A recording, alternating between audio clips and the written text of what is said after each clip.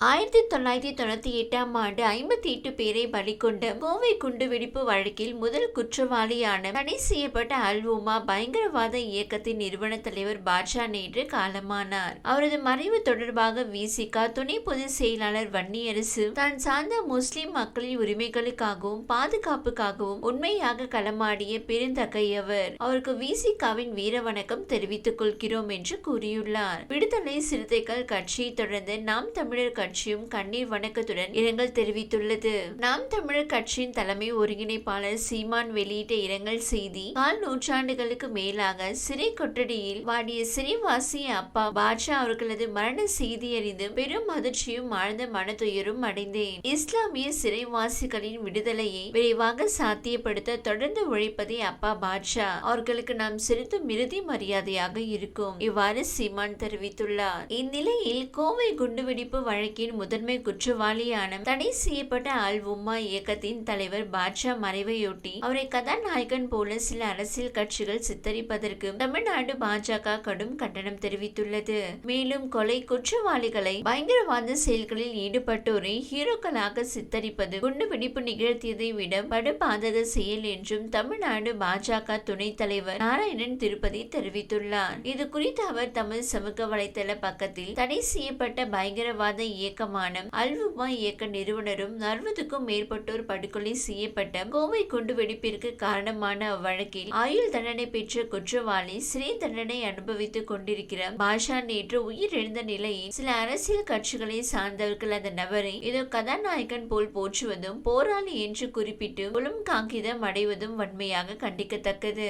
கொலை குற்றவாளிகளை பயங்கரவாத செயல்களில் ஈடுபட்டோரை ஹீரோக்களாக சித்தரிப்பது குண்டுவெடிப்பு நிகழ்த்தியதை விட படுபாதக செயல். மேலும் இன்று பாட்ஷாவின் இறுதி ஊர்வலம் திட்டமிடப்பட்டுள்ளது என்று ஊடகங்களில் செய்திகள் மூலம் அறிய முடிகிறது. எந்த ஒரு தனிநபரின் இறுதி சடங்கும் மரியாதையோடு அனுமதிக்கப்பட வேண்டும் என்பதில் மாற்று கருத்து இல்லை. ஆனால் பல இறுதி ஊர்வலங்களுக்கு காரணமான ஒரு நபரின் இறுதி சடங்கை பெரிய அளவில் நடத்த அனுமதிப்பது முறையல்ல. வங்காளதேச இந்துக்களுக்காக குரல் கொடுத்த தமிழக மக்களை, இந்து உணர்வாளர்களை கைது செய்து ஒரு நாள் முழுக்க சிறையில் வைத்த திராவிட மாடல் அரசு 60 உயிர்களை பலி கொண்ட பல நூற்றுக்கணக்கான மக்களை செயலிழக்க செய்த கோடிக்கணக்கான மதிப்புள்ள பொது சொத்துக்களை இழப்பதற்கு காரணமான ஒரு நபரின் இறுதி ஊர்வலத்தை ஒரு தலைவரின் இறுதி ஊர்வலத்திற்கு இணையாக நடத்த அனுமதிப்பது கண்டனத்திற்குரியது.